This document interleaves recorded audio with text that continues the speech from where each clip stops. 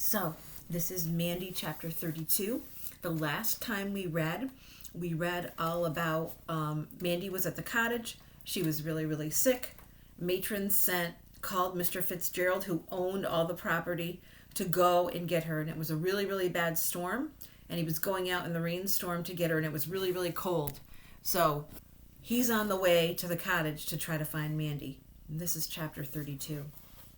Something was making a terrible noise. It was banging loudly and insistently, penetrating the thick fog in Mandy's head. "Get up, get up, get up, get up," it seemed to be saying. She tried to move, but the moment she did, a wave of nausea passed over her. She lay on the floor of the cottage, retching and coughing, reaching out for something to hold on to until the world stopped spinning. She could not lift her head. It seemed the heaviest part of her body. She must be in the middle of some terrible nightmare. She would wake up soon and everything would be all right again. "Get up, get up, get up." "Oh, stop the noise. Please stop." Mandy drew her knees up close to her chest and slowly rolled over onto them. She lay in a crouching, kneeling position. Opening her eyes, she saw her hands on the floor in front of her. They looked strangely large and thick.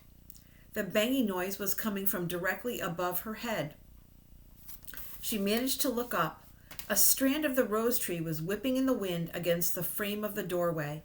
Sharp, cruel lashes. "Get up, get up."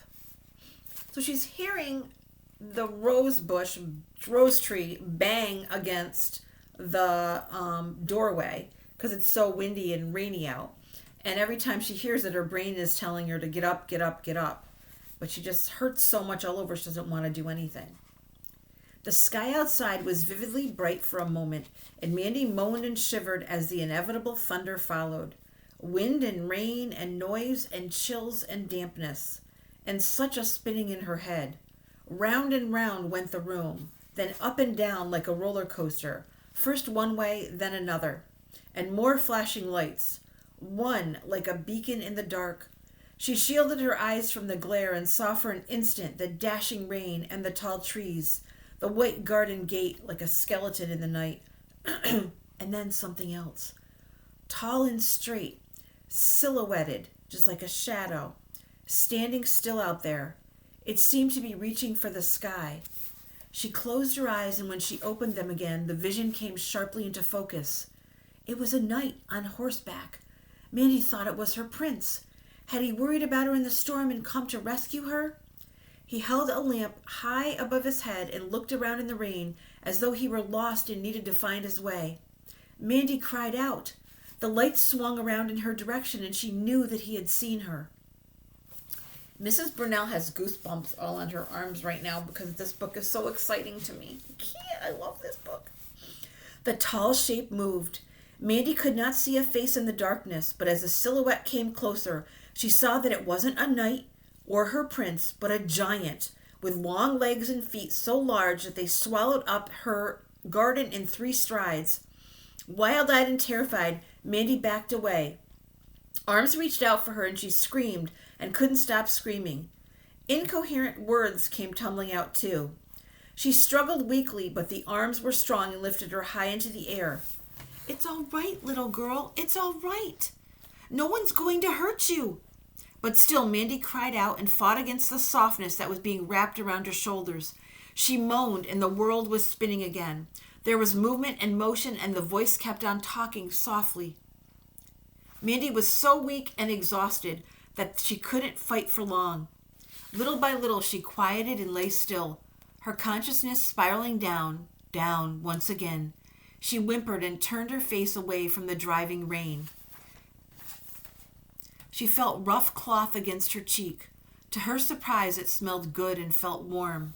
The arms about her were firm, holding her tight. She burrowed closer. Rocking gently in the dark night, she sensed the strong body moving with her, and still the voice spoke soothingly and continuously.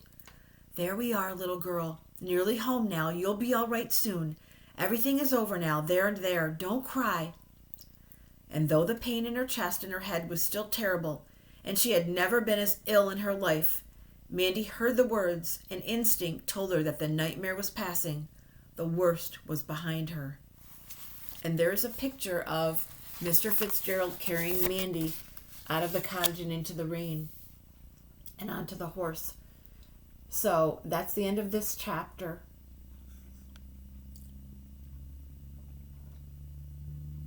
And we also have a bunny today, too.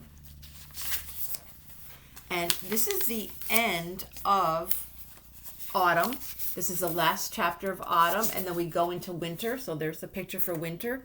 And the winter is called A Christmas Wish. And every day, Mrs. Brunell tells you what you should write about Mandy. And today I thought, with all this going on, with the goosebumps on my arms, I don't want to tell you what to write today. I want you to write me anything that you want to write me about Mandy. So today is free choice. Write anything you want to tell me, any thoughts you have. If you like Mandy, if you don't like Mandy and why, you can tell me just anything, your favorite part. Whatever you want to write about today, you get to write about. And I'll see you tomorrow for winter and A Christmas Wish.